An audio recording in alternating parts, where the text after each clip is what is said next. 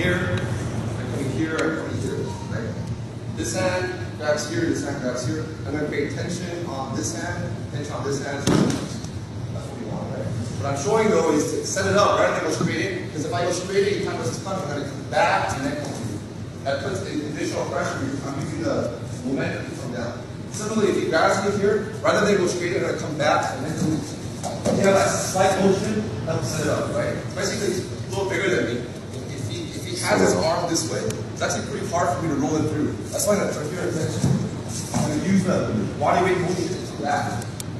Right? For someone that's the same size as me, I can probably just go right in, right? Just go like this. That's why I'm going to come here. I'm using that spin and then come straight in and use my body weight against it.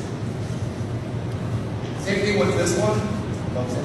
So from here, come up there. Same idea. Back and then straight up this way.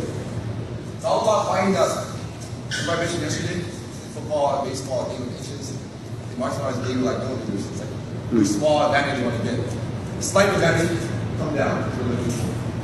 Again, it's all under the assumption that I'm trying to get my technique to be as perfect as possible and also under resistance when someone is bigger or stronger than me. I have to find those advantages. The push-pull is one of the main things you can use to find that advantage against the person, right? Let's try those. Push-pull with the wrist one, push-pull, this one, push-pull, this one. Okay, go. Sure. So the natural motion when I come here is you're gonna counter here. That's when I go. See how a slight initial movement up is gonna create counter movement here. So if I got slow, the pull is like this. I'm pulling really big, and then I'm pushing really big, right? That's the conceptual, but that would never work. What you actually do is you have to do a slight push, instant motion, and then I use the one at the same time. But this example is a combination of push-pull. You go with the counter rotation, one concept. I'm creating a circle, using my axis of rotation. Once I do push-pull, the momentum is going to come this way. I want to leverage that momentum to turn, come over here, right? So Virgo, Dango, and one. Make sense so far? Yes, sir. Okay. Same thing here. When I come here, when I push, he's going to kind of react. When I use this right here. So when I push this way, typically what's going to happen is he's going to pull towards me. That's when I use the technique at the same time, right? So if I just do one motion, it's good. But if I do the push-pull, I get a counter motion at the same time. This way.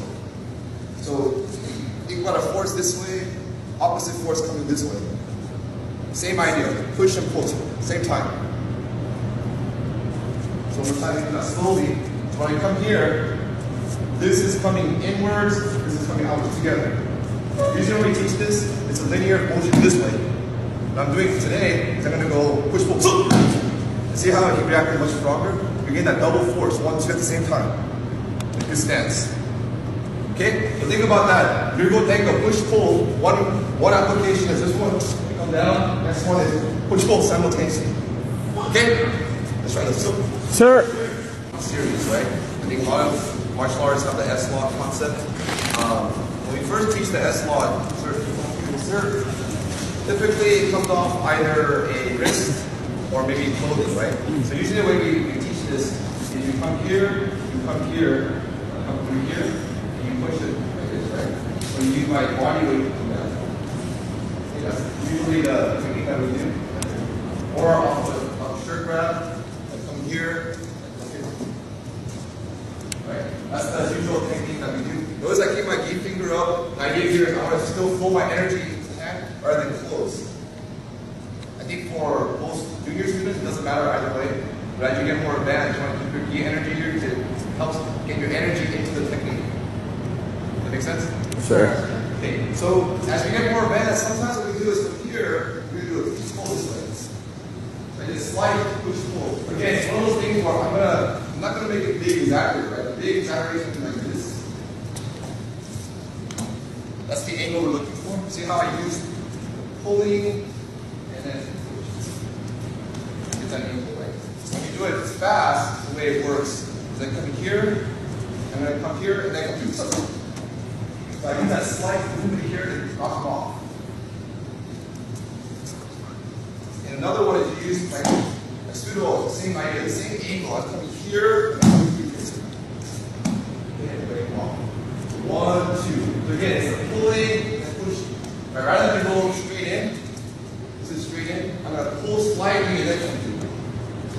slight pull gives me the flow that I want.